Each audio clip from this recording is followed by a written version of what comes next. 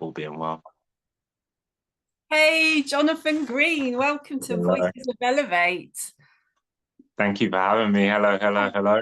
Hello. So I had been connected with you on Instagram for a couple of years, I think, and then we had never met, had we? And then last solstice at Stonehenge, about midnight, I looked Yeah, to one side and you were just looking at me and you kind of clocked me at that moment, hadn't you? And it was like, yeah. oh, hello.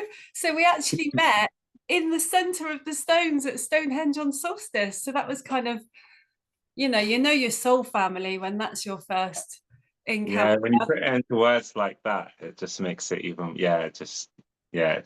I can just feel that moment as you speak it. Yeah, it's beautiful. Yeah, Very yeah, special. yeah. Yeah, and I haven't seen you again since, but we connect a lot on Instagram, don't we?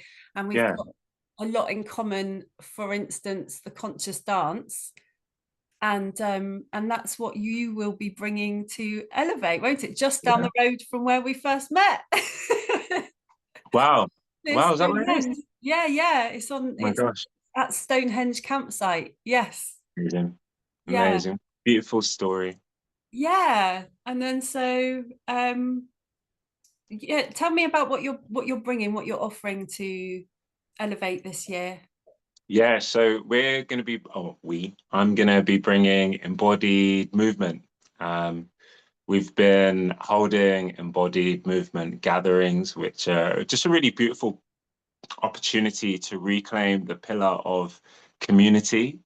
I feel like from a long time, we've come a long way from, being in like deeply supportive networks of people, um, where we feel held and supported ourselves and we're able to show up for each other in a deep and meaningful way. And then I feel also post like that whole Rona escapade, the period of time that shall not be named. But yeah, through that period of time, of course, like isolation was the word of the day, Mm. and the social experiment of social distancing became an embodied imprint and experience for so many of us through that time. So really, there are so many benefits of being together. And one of the things that often happen is that we feel so much in our bodies, and we try and figure it out through our minds. So through embodied movement, we give ourselves permission to drop out of our heads and into our bodies and come into this non-judgmental space where we're able to, one, find a level of coherence within ourselves, but then also through letting go of and moving through and meeting these different layers of imprints that have come up through times like that period of time. Mm. Um, we can drop into this place of safety and connection with ourselves and drop into the space of connection with each other that feels authentic and true in our bodies and to us. So embodied movement, it is underpinned by a practice that I suppose created or brought to life called embodied mindfulness. And it really is my embodied experience of mindfulness, because um, I'm going to kind of go into a little bit of my backstory because I feel it's important for this. But in my experience, I had so many ideas and so many beautiful things that I was bringing to the world through my work as a speaker and a coach and all of the different labels.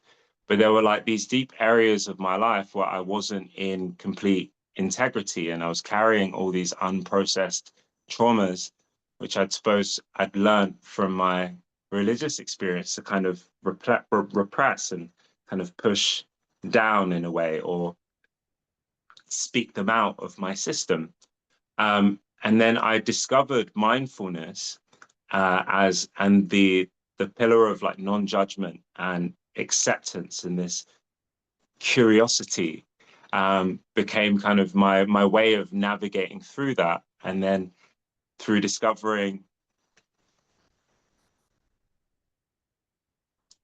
movement, the two met together. So the Embodied Mindfulness Foundation really sets a safe place for us to be able to meet ourselves and meet what arises in our body in a safe way. And I suppose that layer is kind of where ecstatic dance and embodied mindfulness merge together in order to create embodied movement. And this is, yeah, one of the reasons, one of the ways that we kind of reclaim this pillar of community, because it is natural for us to be able to be together and to co-regulate together. It's natural for us to be able to have boundaries and to be able to say, no, this is not in resonance with me right now. So we're creating this beautiful space, this beautiful journey, this beautiful sound journey where we're able to come together, drop safely from our heads into our bodies, release what no longer serves us, reclaim these parts of ourselves that we have habitually given away. Like the culture of today, so much of it is sustained by the power that we give away. So by dropping into this natural wisdom, this innate wisdom, this innate trust, dropping into that space, we can reclaim the power that was ours and is ours all along. So I suppose what sums that up is this beautiful phrase that came up in our first embodied movement gathering, which is release, reclaim, restore. Yeah, it's great to hear you speak so eloquently about it, because obviously you know that is a big thing for me, because I run ecstatic dances locally as well, and I've been running them locally to me in Salisbury for 2 years, but I was running them in Bucks with a friend before. And what I've discovered is it's just the best way of building a community. You know, I've been through my whole journey. I've been through so many different crowds of people, you know, different scenes over in my 20s and 30s, and, you know, really, really been around the block in the social scenes, you know. But they were always fueled with drugs and alcohol, you know, one or the other, or both, or different, whatever. And at the time, I used to think, particularly when I used to take ecstasy, that I used to feel that the reason that I did it is because I loved the connection with people and this kind of ability to drop into some connection. But since giving up that type of lifestyle and doing ecstatic dances and conscious dances, it's way more than that, you know. Yeah. And it's almost like the ease didn't even touch the size of what connections you make when you dance with people in a sober place. I don't know what that is, but I know that humans have been doing it since the beginning of time, because you only have to look at indigenous people, and what do? They dance around the fire all the time. Yeah. And so it's such a tribal, primal thing to do. Yeah. And yet so many of us used to have to drink, and so many people do drink to allow them the permission to drop into that, even just a little bit, but almost in a mocking way, because people feel really uncomfortable doing it. And why do you think that is? Why do people feel uncomfortable? Well, I think, like you said, there was a time, I was going to say I'll try not to go super deep, but if it happens, it happens. But as you said, there was a time where we were around the fire, where we were in community, where we were deeply in our bodies, where we were in honor of life around us, and we didn't separate. We weren't separated from nature. We would never, it would be the most redundant thing to be like, I'm going to go out into nature, because we are nature. Yes. But between then and now, it's like there's so much that has happened in order to create this identity where we are somehow separate or Mm. superior to nature. We are, you know, we are human beings.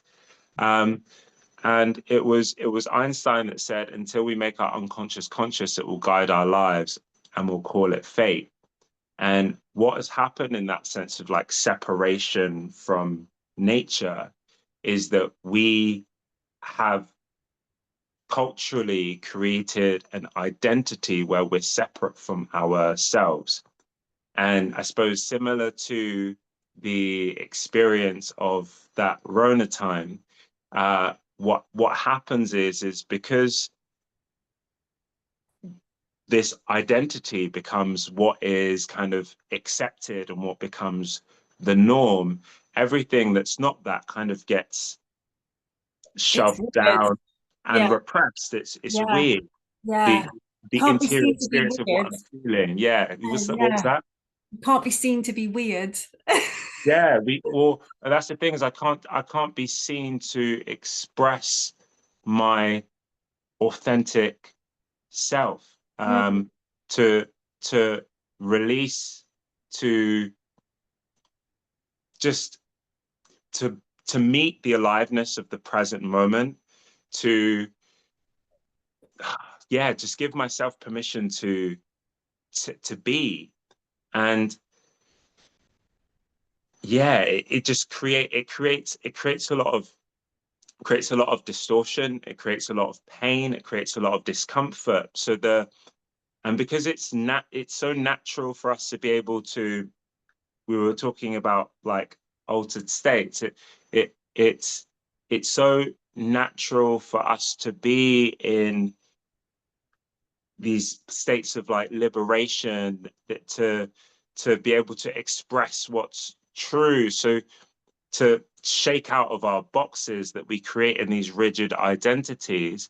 But then what becomes culturally acceptable is to drink or to take drugs. Or there was a time where football hooliganism was an incredible way for people just to be like, I'm gonna smash everything. But that, But then there's that comes from a need of wanting to release. belong as well. That's almost like a tribal thing, also, isn't it? Just like brotherhood, this great need for brotherhood and connection with other men. And the only way you can do that is on the football pitch or Mm, supporting football. But actually, it probably comes from a deep desire to for connection as well. What team do you support? Oh, we're on the same team, yay. yeah, Oh, you support a different team, I don't know, can we get on? It's like another tribe, isn't it? That tribe and that exactly. tribe.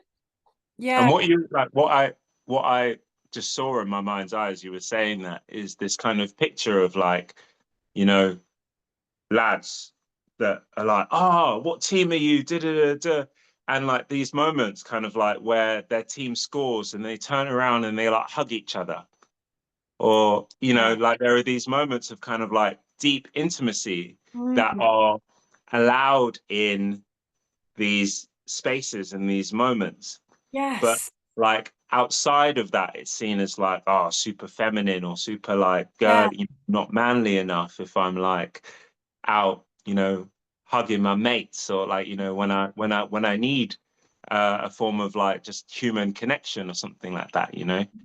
Uh, yeah, so yeah, the beauty of this and the beauty of this practice is we we can we can like reclaim these ways of being in a way that's just really natural to ourselves. Like, before jumping on this podcast, I was kind of like, getting into my body and just like giving myself permission to like move to a sound journey, because yeah, it's a way of living, it's a way of life. It's yeah.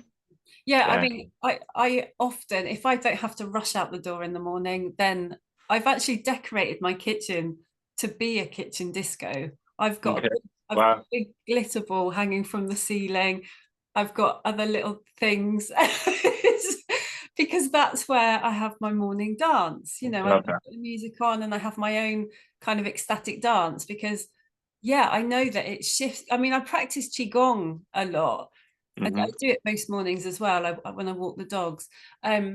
But you know, I'm aware of how, and also as a holistic practitioner, I'm aware how energy gets stagnated in our body, you know, and if we're not Yeah. moving it and shaking it and blasting it and you know, then it gets stuck. But actually already just doing that, you know, I feel good because actually I was working this morning and I just Yeah. need to shake that funk, you know. um and dancing is just so good for that, you know. If you don't want to Yeah. do a practice like qigong or yoga or something like that, you know, we all feel good when we dance. um so it's just, it's very spirit lifting, isn't it? There's the connection with the other people you're dancing with, there's the spirit lifting, you're shaking off all the funk. I mean, what's not to love? Yeah. Yeah. Exactly. And it's really fascinating that you mentioned qigong and yoga and these different practices, and what what I what I experienced in my own journey on the dance floor, because I was introduced to ecstatic dance. I was kind of I got into mindfulness, I think, in about 2017, 2018, something like that. And then discovered ecstatic dance in about 2019. And like throughout that progression of time, what I discovered was kind of like on the dance floor, these different practices would want to be integrated into my dance. Um, and I would really be able to experience in my body in real time in a non-scripted way, just the beauty of like these different dimensions of myself. So there'd be moments where I'm kind of like in my mind's eye and I'm like maybe like visualizing different things that I'm either calling into my life or releasing. I'm kind of doing some form of like energy work with my body. It's funny, there used to be these different memes about the different types of ecstatic dancers. I think I've seen it, and you're all of them, aren't I'm you? all of them. Yeah. Yeah, I mean, because you often see a lot of people go into doing yoga or moves like yoga, won't they? And Yeah. move, and some people, I mean, I really like to trance when I Mm, dance, you know, and I think that obviously comes from my old clubbing scene. mhm. I've But because I've always found that such a spiritual experience for me, um, it's like I go into meditate. You know, when you just are doing the repetitive move over and over again, and but then I'll shut my eyes and I'm in my third eye and I'm having like mystical experiences on that Yeah. ecstatic dance floor, and then I come Yeah. out and I think, oh, and then I have that moment of, did that look weird? Mm, It doesn't matter that everyone around me is rolling around the floor and because I'd left my body momentarily, you know, and then they come back and it's like, oh yeah, I'm here. um mhm. so I really like to do that. It really The trance experience. helps that kind of transcendence, you know. I really enjoy that. um but equally, you know, sometimes you can just feel that you've got an ache in a certain way, so you start to move to almost release that ache. I mean, and the thing is, that's what I love so much, is there's no judgment. You know, I always say at the beginning of our circle, like if someone's doing something and you think it's weird, like none of us think it's weird, we all just think, oh, they just need to do that right now, you know. That's Mm, just what they need to be doing right now. So nobody judges, you know, and that's what, and so you just have this total freedom. And in fact, the more people just really do what they need to do, it gives everyone